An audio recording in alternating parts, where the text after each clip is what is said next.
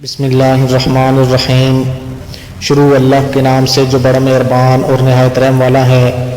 معزز ناظرین، 9 ذی الحجہ جمعہ کے دن عرفات کے میدان میں نبی کریم صلی اللہ علیہ وسلم نے خطبہ ارشاد فرمایا، جس کو خطبۃ الوداع کہتے ہیں۔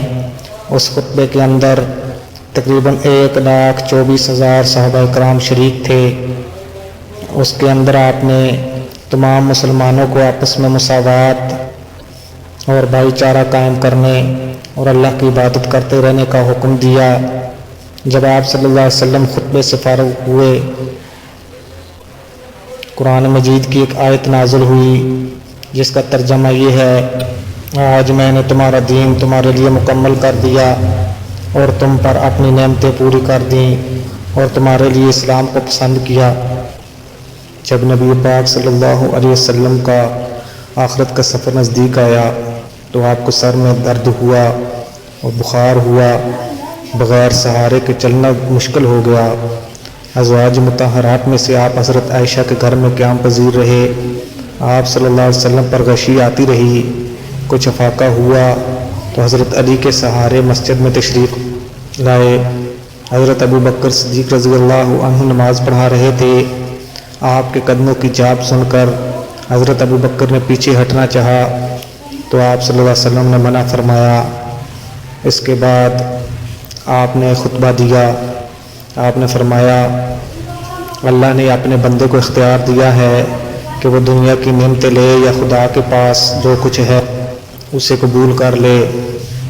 اس بندے نے وہی قبول کیا جو خدا کے پاس ہے۔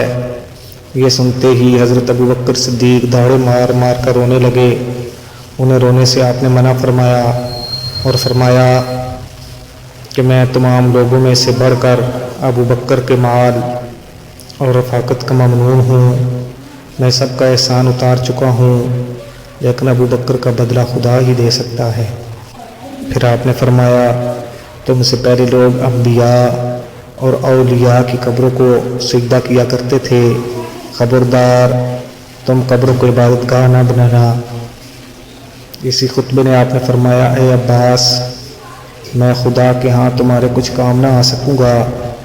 اے صفیہ، اے فاطمہ، مجھ سے دنیا میں جو چاہو مانگ لو، لیکن یاد رکھو خدا کے ہاں تمہاری کوئی مدد نہیں کر سکتا، کیونکہ اللہ کی عدالت میں رشتے کی بیس پر فیصلے نہیں ہوتے۔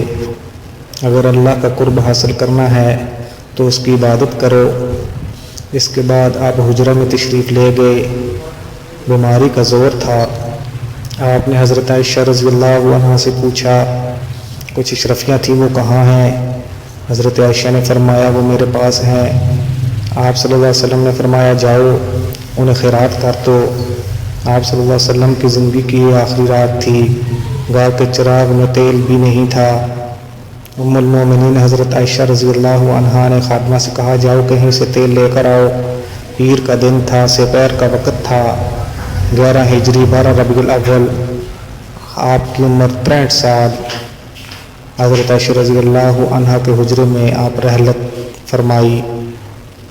نبی کریم صلی اللہ علیہ وسلم نبوت ملنے کے بعد 13 سال تک مکہ میں رہے، 10 سال مدینہ منورہ میں قیام فرمایا۔ اس طرح آپ دنیا سے پردہ فرما گئے۔ بسم اللہ الرحمن الرحیم۔